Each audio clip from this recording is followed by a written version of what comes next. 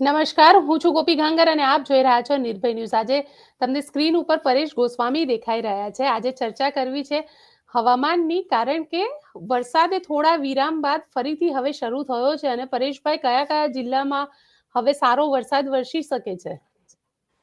બેન, આમ જોવા જઈએ તો રાજ્યની અંદર સાર્વત્રિક રીતે જૂન અને જુલાઈની અંદર સારા વરસાદો થયા છે, જેમાં એક જે સિસ્ટમ છે અત્યારે આમ તો પાકિસ્તાન તરફ આગળ વધી ગઈ છે, પણ એક સિસ્ટમ છે બંગાળની ખાડી ઉપર થઈ અને ત્યાંથી ઓડિશા અને ત્યાંથી રાજસ્થાન ઉપર થઈને અત્યારે પાકિસ્તાન તરફ ગઈ છે। પણ એ સિસ્ટમના જે સિયર ઝોન હોય છે ગુજરાત સુધી લંબાયા હતા, જેને કારણે 19-20 તારીખ એટલે કે પરમ દિવસે અને ગઈકાલે પણ રાજ્યની અંદર અનેક જગ્યાએ સારા વરસાદો નોંધાયા છે। આજે 21 તારીખે ચોક્કસથી વરસાદના વિસ્તારો અને વરસાદની તીવ્રતામાં ઘટાડો થયો છે, છતાં પણ છૂટાછવાયા વિસ્તારોની અંદર આજે 21 જુલાઈ 2025 ના રોજ પણ અનેક જગ્યાએ વરસાદો નોંધાયા છે। જોકે હવે આવતીકાલથી વરસાદની તીવ્રતામાં ઘટાડો થવાનો છે, કેમ કે આ સિસ્ટમ છે એ નબળી પડી ગઈ છે અને નબળી પડીને પણ ગુજરાતથી ઘણી બધી આગળ નીકળી ગઈ છે। પણ હવે જે વચ્ચે બ્રેક આવવાનો છે એ બ્રેક હશે માત્ર 25 તારીખ સુધીનો, એટલે કે 22, 23 અને 24 એમ 3 દિવસ છે આપણે વરસાદમાં થોડોક બ્રેક આવશે। બ્રેક દરમિયાન પણ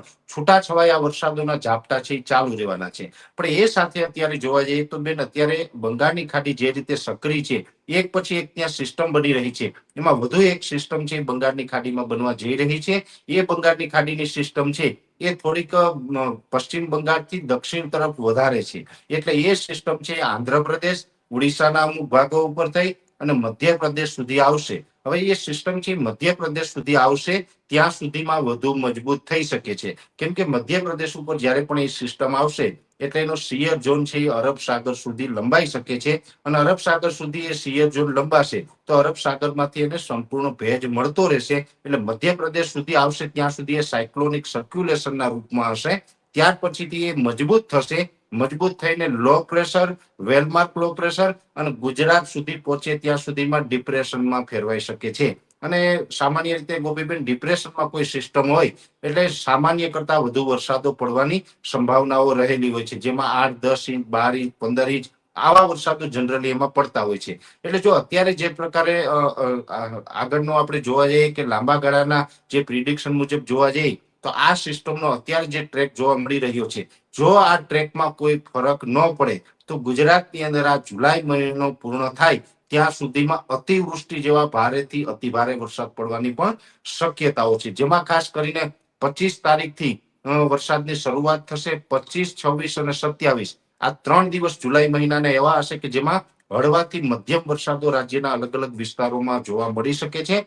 અને 27 તારીખે રાત્રેથી અથવા તો 28 તારીખથી 28, 29, 30 અને 31 જુલાઈ આ 4 દિવસ એવા હશે કે એ સમયગાળા દરમિયાન સિસ્ટમનો સેન્ટ્રલ પાર્ટ છે ગુજરાત ઉપરથી પસાર થઈ શકે છે, અને જેને કારણે ગુજરાતમાં તબાહી મચાવે એવા વરસાદો પણ આ જુલાઈ મહિનાના અંતમાં જોવા મળી શકે છે, કેમ કે સિસ્ટમ છે એ ડિપ્રેશનના સ્વરૂપમાં ગુજરાત ઉપરથી પસાર થાય તેવી પૂરી શક્યતાઓ દેખાઈ રહી છે। હવે ખાસ કરીને જોવા જઈએ તો 25 થી લઈને 31 તારીખ સુધી આ વરસાદો પડવાના છે, એમાં એન્ડમાં થોડાક વધારે પડવાના છે, જેમાં આમ તો સાર્વત્રિક, જેમાં સૌરાષ્ટ્ર કચ્છના ભાગો હોય, ઉત્તર ગુજરાત હોય, મધ્ય ગુજરાત હોય કે દક્ષિણ ગુજરાત હોય, તમામની અંદર આ સાર્વત્રિક વરસાદનો રાઉન્ડ જોવા મળશે। અને આની અંદર પણ ઉત્તર ગુજરાતના અમુક વિસ્તારો છે, જેમાં ખાસ કરીને પાટણ, મહેસાણા, બનાસકાંઠાના અમુક વિસ્તારો અને વાવ-થરાદ જિલ્લો, જે નવો જિલ્લો છે આપણો, એના વિસ્તારો છે, એમાં અતિ ભારે વરસાદ એટલે કે 8 થી લઈને 12 ઇંચ સુધીના વરસાદો નોંધાઈ શકે છે।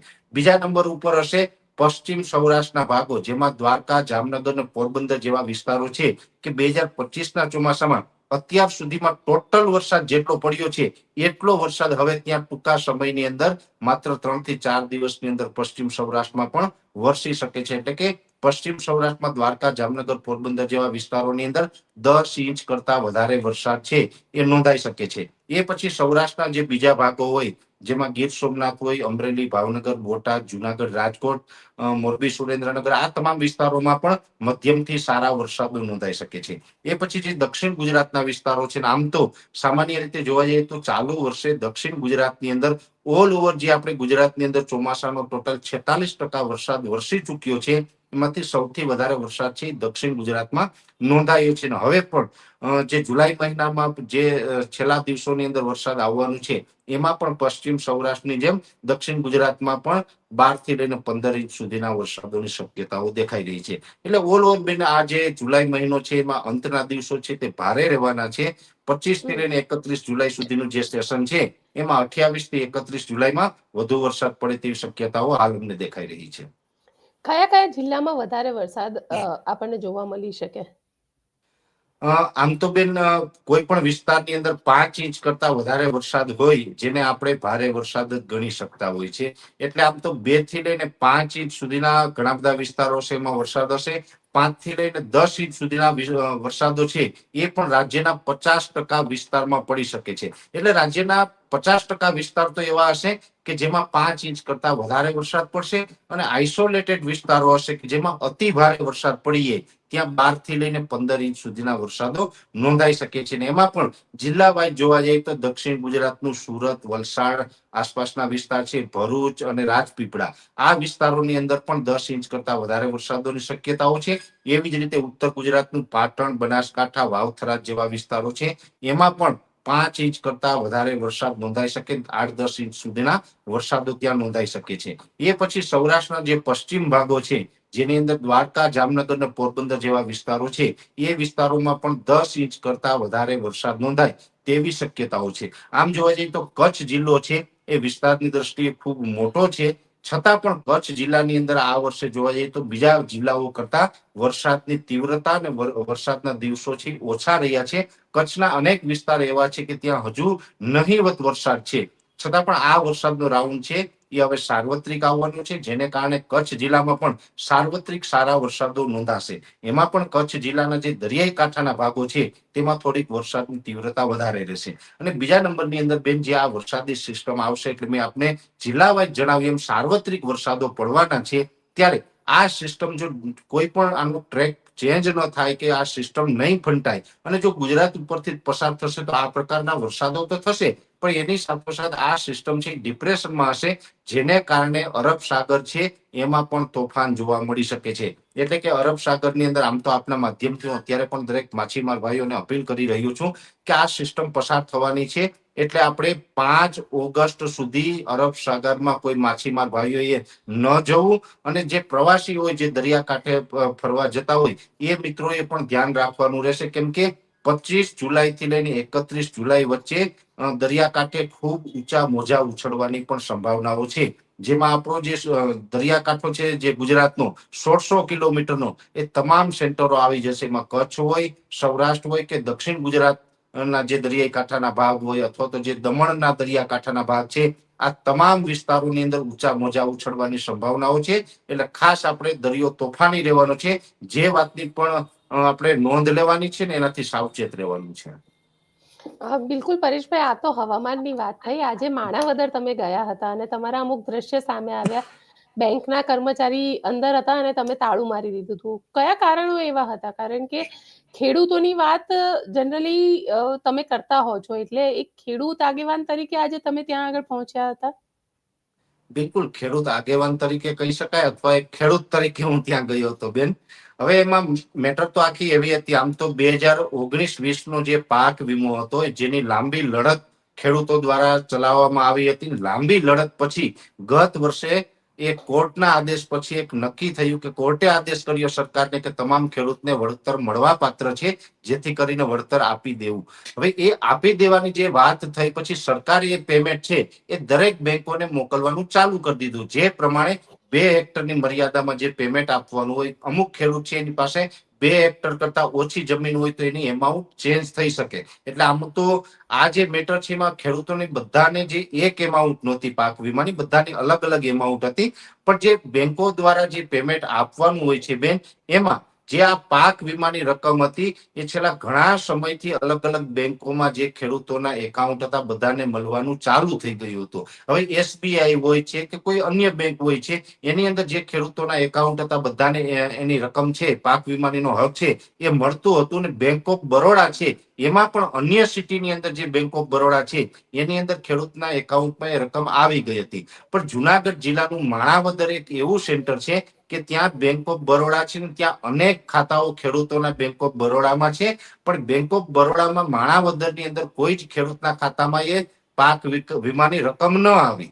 પાક વીમાની રકમ ન આવી એટલે ખેડૂતો ત્યાં સ્વાભાવિક રીતે બેંકે જતા હોય, બેંક મેનેજરને પૂછે છે, ક્લાર્કને પૂછે છે, ત્યારે વારંવાર એને ધક્કા ખવડાવવામાં આવે, ગોળ ગોળ જવાબ આપવામાં આવતા હતા અને કોઈ ચોક્કસપણે એને માહિતી ન મળી. એટલે ખેડૂતો ઉગ્ર થઈને વારંવાર ત્યાં સવાલો પૂછ્યા ત્યારે બેંક મેનેજર દ્વારા થોડુંક તોછડું વર્તન કરવામાં આવ્યું હતું ખેડૂતો સાથે, અને ખેડૂતોને ત્યાં સુધી કહેવામાં આવ્યું કે અમારી અનુકૂળતાએ પ્રોસેસ પૂરી થશે ત્યારે અમે એ રકમ નાખશું, ત્યાં સુધી તમારે રાહ જોવાની છે, અને જો તમારે ઉતાવળ હોય તો તમને ઈચ્છા પડે એને બોલાવીને લઈ આવજો, પણ આ અમારા સમયે કામ થશે, તમે કહેશો ત્યારે નહીં. એટલે પછી મારે પાસે આ બાબતના અનેક ખેડૂતોના કોલ આવ્યા કે બેંક દ્વારા ખેડૂતોને ડરાવવા ધમકાવવામાં આવે છે, અને ખેડૂતોને જે સરકાર દ્વારા જે પાક વીમાની રકમ આપવામાં આવી છે એ દરેક બેંકોએ આપી દીધી, પણ માણાવદરની બેંક ઓફ બરોડા આપતી નથી. ત્યારે આજે હું દરેક ખેડૂતોને સાથે લઈને માણાવદર બેંક ઓફ બરોડાએ ગયો હતો, અને આમ તો મેં અંદર જઈને જોયું ત્યારે મને ખ્યાલ આવ્યો કે ટોટલ આ બેંકની અંદર 2200 ખેડૂતોના ખાતા છે, જેમાંથી 1100 ખેડૂતોના ઓલરેડી ફોર્મ ભરાઈ ગયેલા છે, અને 500 જે ખેડૂતો છે એના હજુ પેન્ડિંગ છે. એટલે ટોટલ 1600 ખેડૂતનો આ પ્રશ્ન હતો, અને 1600 ખેડૂતને ત્યાં ધક્કા થતા હતા. એટલે આ તમામ ખેડૂતોને સાથે લઈને અમે બેંક મેનેજરને સૌપ્રથમ તો રજૂઆત કરી, રિક્વેસ્ટ કરી, ભાઈ હવે આ બહુ થયું, ખેડૂતોએ બહુ રાહ જોઈ લીધી, 2-3 મહિના સુધી તમે ફોર્મ ભરવામાં સમય પસાર કરો એ તો ન ચાલે, તો હવે આજે તમે આ બધાના એકાઉન્ટમાં પેમેન્ટ જમા કરો. ત્યારે આજે પેમેન્ટ જમા કરવા માટે બેંક મેનેજર છે એગ્રી ન થયા. પછી અમારે ન છૂટકે બેંકને તાળાબંધી કરવી પડી. પણ જો કે બેન, અહીંયા અમે એક વાતનું ચોક્કસ ધ્યાન રાખ્યું હતું, કેમ કે જ્યારે પણ અમે બેંકમાં ગયા ત્યારે ખેડૂત સિવાયના અન્ય લોકો છે, જેમાં નોકરિયાત વર્ગ હોય, વેપારી વર્ગ હોય, સામાન્ય મહિલાઓ છે, આ બધા બેંકે ત્યારે હાજર હતા. પણ એ બધાનું કામ પૂર્ણ થઈ જવા દીધું. એ બધા બેંકનું કામ પૂર્ણ થયું પછી અમે બધા ગ્રાહકોને રિક્વેસ્ટ કરી હતી કે અમારા ખેડૂતોનો મુદ્દો છે, એટલે તમે હવે તમારું કામ પૂર્ણ થયું હોય તો બહાર નીકળી આવો, અમારે તાળાબંધી કરવી છે.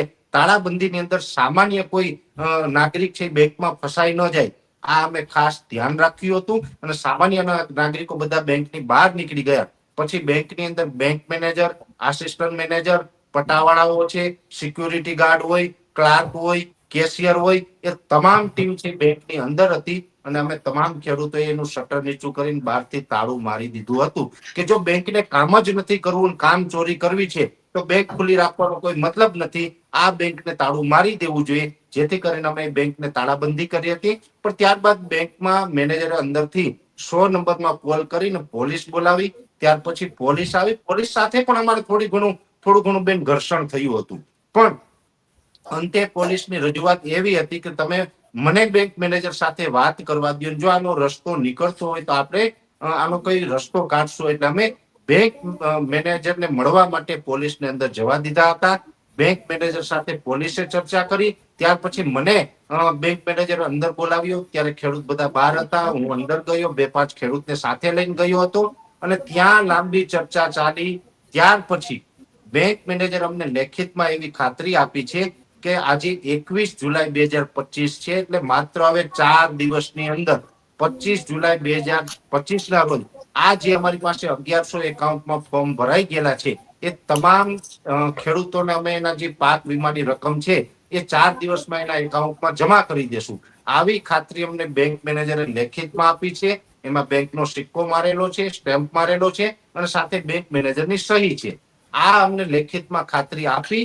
ત્યાર પછી અમે બેંકને ફરીથી પાછી રાબેતા મુજબ થવા માટે અનુમતિ આપી. ત્યાં સુધી અમે આંદોલનના ભાગરૂપે બેંકને બંધ રખાવી હતી, બેંકનું કાર્ય ઠપ કરાવ્યું હતું. બેન, તો પરેશભાઈ, હવામાન નિષ્ણાંતમાંથી રાજનેતા તરફ આગળ વધી રહ્યા છો? બિલકુલ નહીં બેન. આમ જોવા જઈએ તો ઠીક છે કે પત્રકાર તરીકે તમારો જે સવાલ છે યોગ્ય છે. યોગ્ય એટલા માટે માનું છું કે લગભગ સામાન્ય રીતે બધા મિત્રો આવું કરતા હોય છે કે જેને રાજનીતિમાં જવું છે એ આવી રીતે કોઈને કોઈ આંદોલનમાં જોડાય છે, ખેડૂત માટે ક્યાંય ઝઘડો કરતા હોય છે, અને પછી પોતાને પ્લેટફોર્મ મળે એટલે પછી રાજનીતિમાં આવતા હોય છે કે ક્યાંથી ચૂંટણી લડતા હોય છે.